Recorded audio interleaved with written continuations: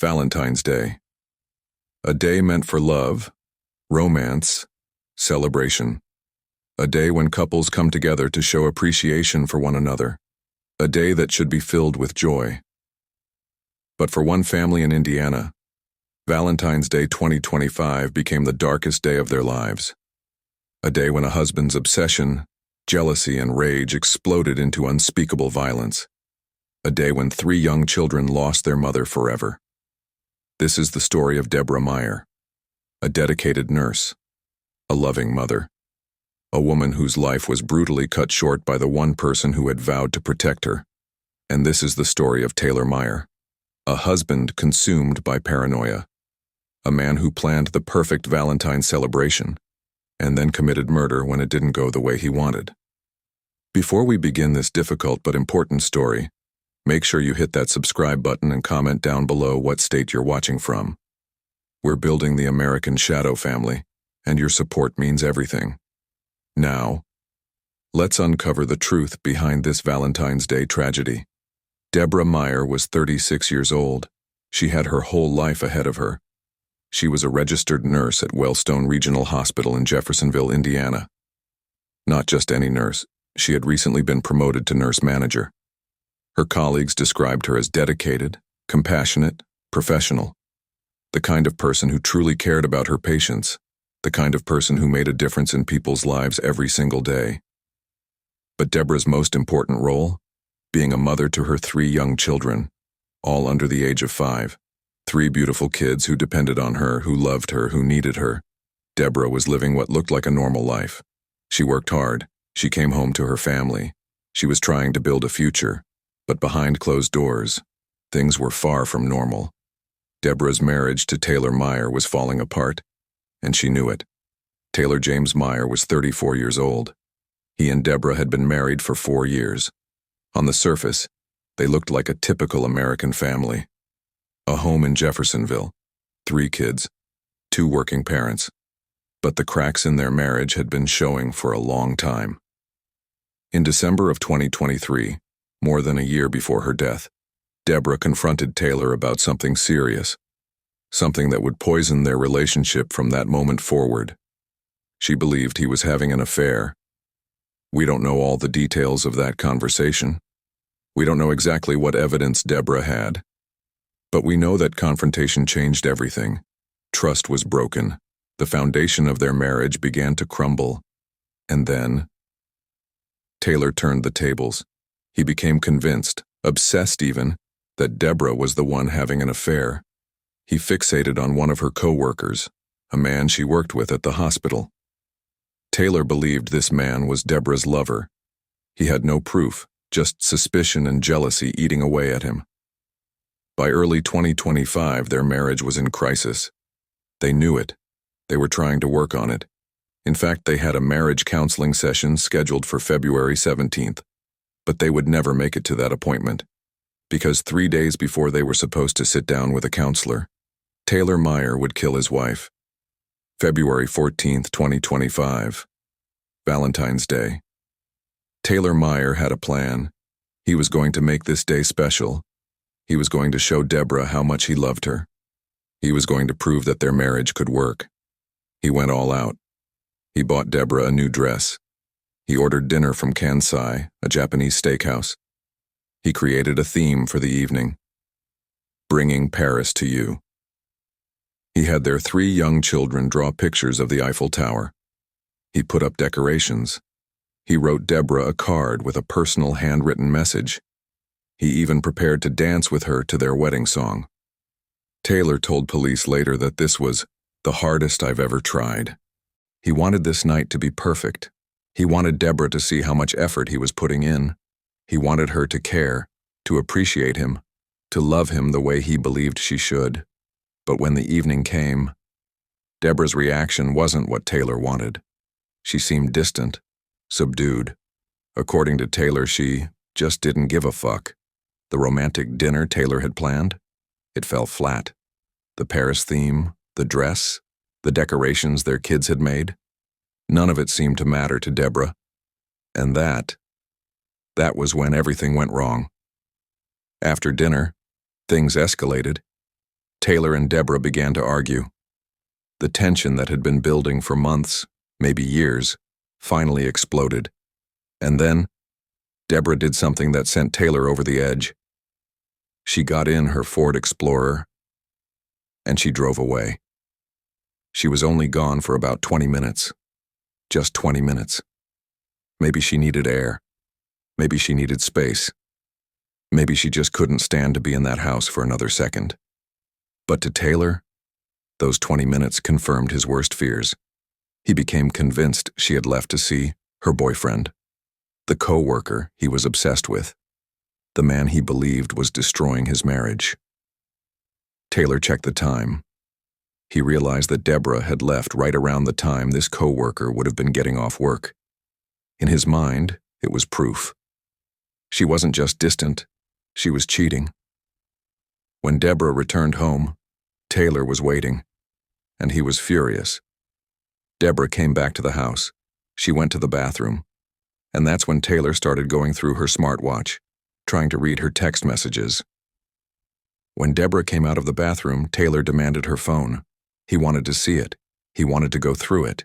He wanted proof of what he already believed to be true. Deborah refused, and that refusal, that simple act of saying no, triggered a violent confrontation that would end in murder. Taylor and Deborah began to fight. Physically fight. According to Taylor's own confession to police, Deborah punched him in the face. He grabbed her.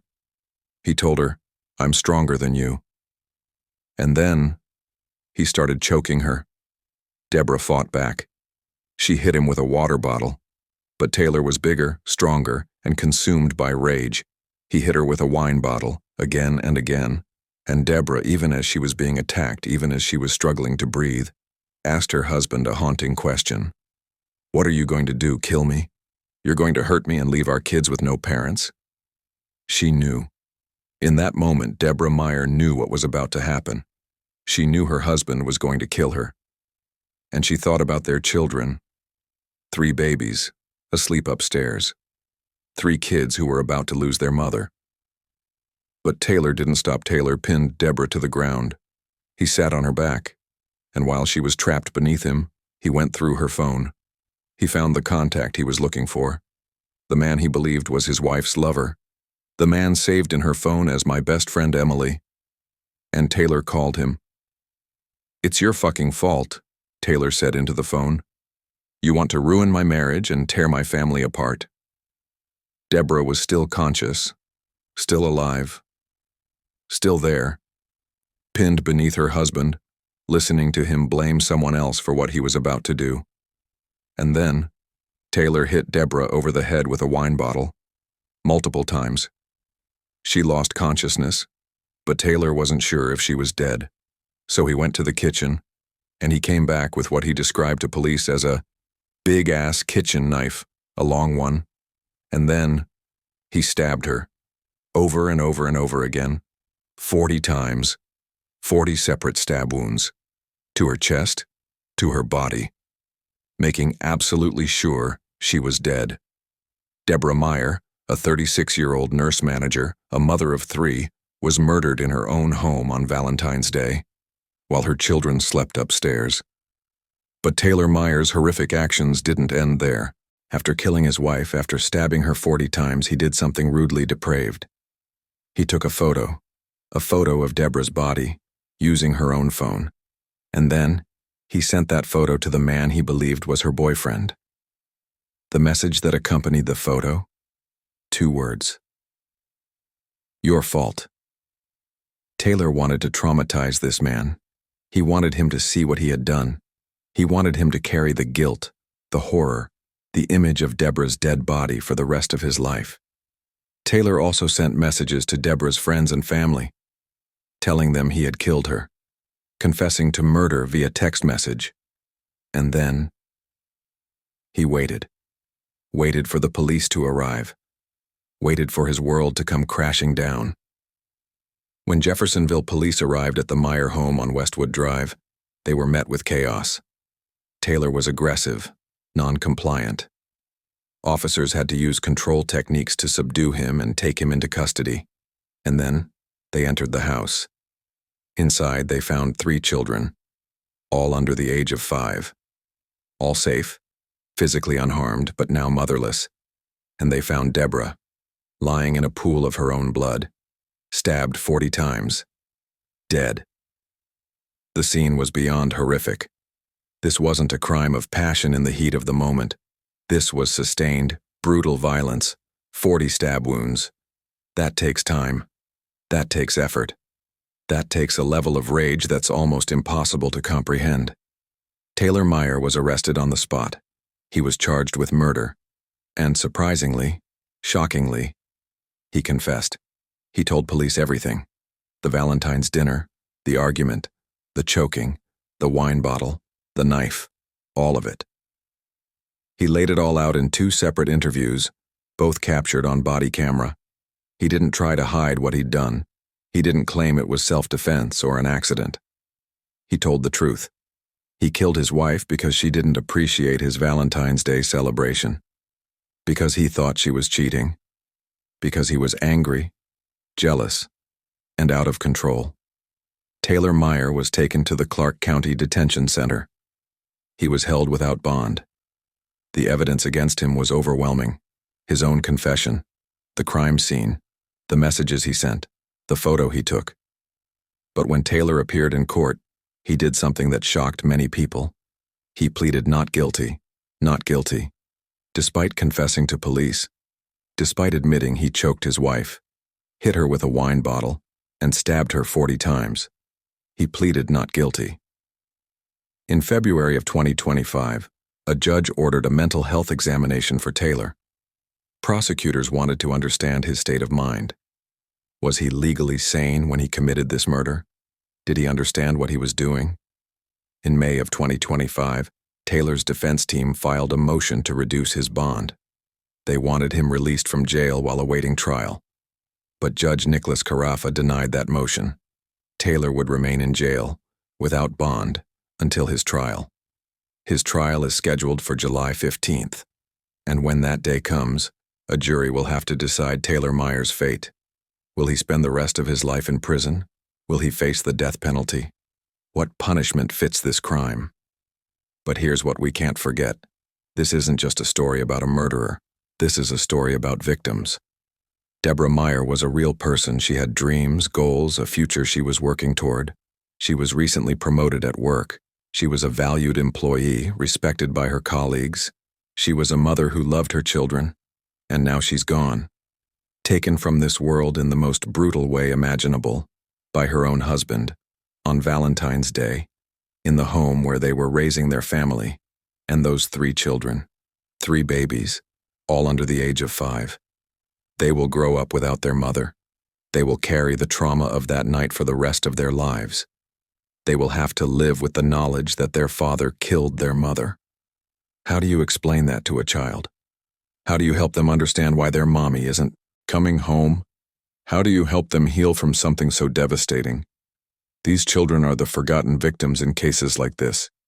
They didn't ask for any of this. They didn't do anything wrong. But their lives are forever changed, forever damaged, forever marked by this tragedy. Looking back at this case, there were warning signs, red flags that were missed or ignored. Deborah had confronted Taylor about infidelity. Their marriage was in trouble. They were going to counseling. She knew things were bad. Did Deborah tell anyone she was afraid? Did she reach out for help? Did she have any idea that Taylor was capable of this level of violence? We may never know the full extent of what was happening behind closed doors. But what we do know is this: domestic violence often escalates. Controlling behavior, jealousy, paranoia. These are warning signs. And in this case, those warning signs led to murder. Domestic violence doesn't always start with physical abuse. It starts with control, with jealousy, with isolating the victim, with making them feel like they can't leave, can't speak up, can't ask for help. Taylor's obsession with Deborah's phone, his accusations of cheating, his demand to control her, these are all signs of an abusive relationship. And when an abuser feels they're losing control, that's when they're most dangerous. Deborah tried to leave that night. She drove away. for just 20 minutes. And when she came back, her husband killed her. If you or someone you know is in a relationship where there's controlling behavior, jealousy, accusations, isolation, please reach out. There are resources. There are people who can help. There are ways to get out safely. Because what happened to Deborah Meyer? It can be prevented, but only if we recognize the signs, only if we speak up, only if we take domestic violence seriously. As of now, Taylor Meyer sits in a jail cell awaiting trial. He faces a murder charge, and if convicted, he could spend the rest of his life in prison. His defense attorneys will likely argue mental health issues. They may claim he wasn't in his right mind, that he was suffering from some kind of break with reality, that his actions, while terrible, weren't premeditated. But prosecutors have his confession. They have the evidence.